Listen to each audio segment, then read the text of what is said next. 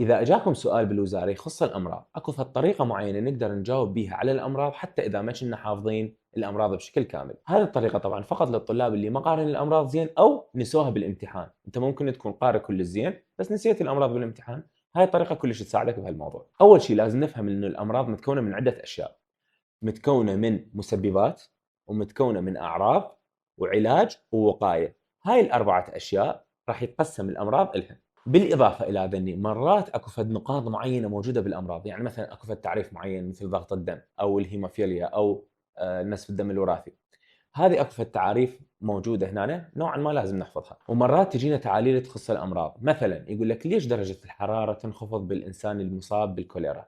شو نقول له؟ نقول له بسبب خسارة كمية كبيرة من السوائل بسبب الكوليرا أو بسبب هذا المرض. فمرات تجي فد نقاط معينة هيك وهذه مبينة، يعني أكو فد شيء مختلف عن باقي كل الأمراض. هاي النقطة الثانية. النقطة اللي أريدكم تركزون بها شنو؟ شوفوا، المسببات لازم نحفظهن، لازم نحفظ إنه مثلا هذا فلان بكتيريا، هذا فلان فيروس، هذا فلان طفيلي، هذه لازم نحفظها ما بيها مجال. مثلا الحول عندنا ضعف بالعضلات مال العين، مسببات نحفظها وهي عبارة عن كلمتين مو أكثر كل الأمراض. أوكي؟ زين. نجي على الأعراض. الأعراض بشكل عام متشابهة، شلون يعني؟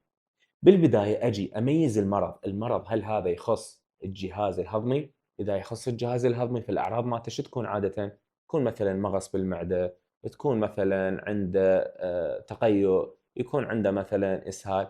هاي الأشياء العامة، مثلًا ارتفاع درجة الحرارة. ليش؟ لأن الموضوع يخص الجهاز الهضمي أو يخص المعدة أو يخص الأمعاء. فهذه تكون الأعراض شاملة. إذا كتبت هذين الأعراض أنت راح تضمن إنه تجيك درجة من هذا السؤال. وإذا كانت الأعراض تخص الجهاز التنفسي مثلا، أكيد إيش راح يصير بالإنسان؟ راح يصير عنده سعال مسحوب بالدم، يصير عنده ضيق بالتنفس، يصير عنده تعب، يصير عنده عدم شهية، وهكذا. هذني أشياء عامة ممكن أجاوب بيهن على الأمراض الخاصة بالجهاز التنفسي. إذا كانت أمراض تخص الدم، فمثلا فقر الدم، أو يصير عنده شحوب، يصير عنده تعب عام، عدم شهية. هذين بشكل عام الأعراض اللي نلقاهن وين؟ بالأمراض اللي تخص فصل الدم. أوكي؟ فبهالطريقة هذه أنا راح أقدر أقسم الأعراض، وبشكل عام أقدر أكتب أعراض شاملة بس هي صحيحة نوعا ما. يعني أي أعراض حتى إذا كانت مثلا ما تخص هذا المرض، أنت من تكتب تعب عام أو عدم شهية، هي هذا موضوع شامل تقريبا بكل الأمراض. من تجي تكتب صعوبة بالتنفس، نوعا ما هذا شامل بموضوع التنفس. فأنت تجي تقسم المرض بالبداية وتحاول تكتب هذه النقاط الشاملة اللي موجودة بشكل عام، هاي تخص الأعراض. بالنسبة للوقاية من الأمراض، تقريبا كل الوقاية من الأمراض هي شو تخص؟ تخص الابتعاد عن التدخين، وتخص الابتعاد عن الأكل الغير صحي، ويجب غسل اليدين، ويجب الابتعاد عن المصابين، ويجب الابتعاد عن الأماكن الملوثة. هاي أشياء عامة تقدر تكتبهن بالوقاية وخلاص تتضمن لك في الدرجة معينة من هذا السؤال، حتى إذا ما كانت مثلا درجة كاملة هي 3 4 درجة.